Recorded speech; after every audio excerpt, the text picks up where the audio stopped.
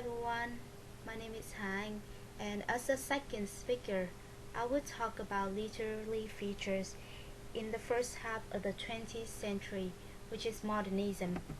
So, modernism is a movement toward modifying traditional beliefs in accordance with modern ideas, especially in the Roman Catholic Church in the late 19th and early 20th century. And according Britannica, in literature, visual art, architecture, dance, and music, modernism was a break with the past and the concurrent search for new forms of expression. Modernism fostered a period of experimentation in the arts from the late 19th to the mid-20th century, particularly in the years following World War I. So we can see that along with the development of modern industrial society, the rapid growth of cities, and World War I, modernists felt a growing alienation incompatible with Victorian morality, optimism, and convention. New ideas in psychology, philosophy, and political theory kindled a search for new modes of expression, and modernism based on an utopian visions of human life and society and a belief in progress or moving forward.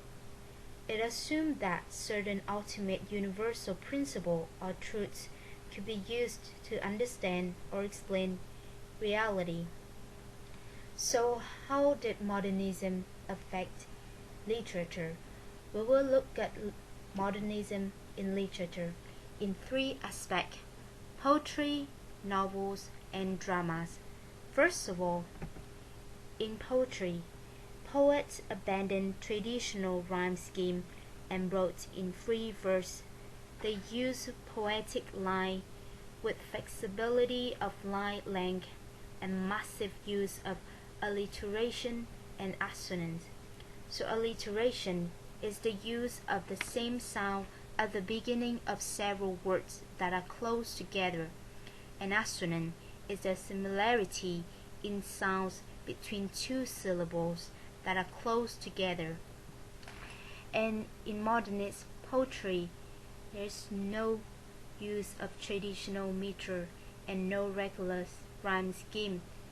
They use visual images in distinct line. Now let's take a look at this example.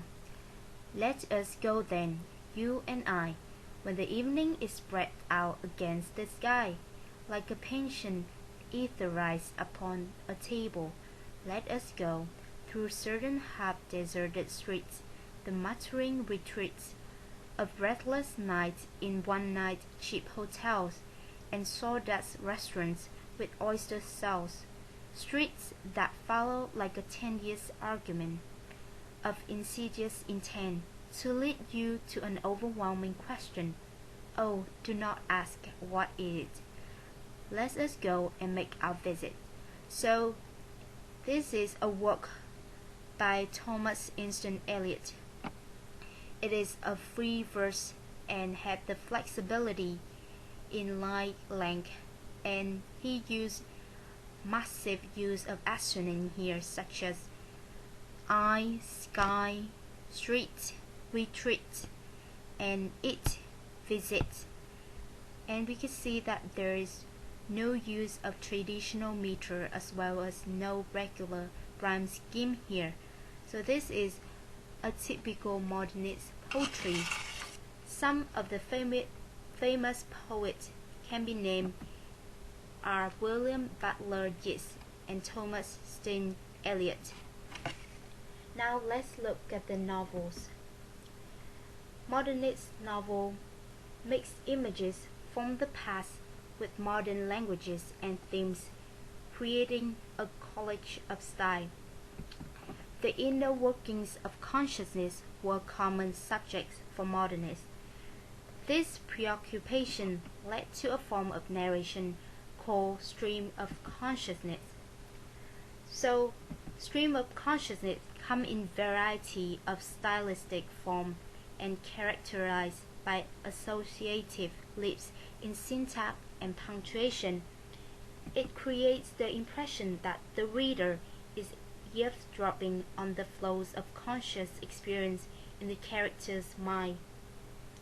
Here some of the famous novelists are James Joyce and Virginia Woolf. Now we will look at modernism in drama. In drama, there are two outstanding features, which are realism and naturalism. In realism, characters are created as normal human beings, and productions such as costume, theater sets, props mimic real life as close as possible, and realism strives to eliminate the distance between the audience and the stage. In naturalism, naturalists remove the dramatic elements and present a real-life moment. By doing this, it creates interaction between the reader so that readers can interact and analyze the play to make their own judgment. Here some of the famous writers can be named: Henrik Ibsen, George Bernard Shaw, and Eugene O'Neill. Now having known as literary features, next Lan Anh will talk about notable authors during this time. Thank you for listening and feel free to ask me any question.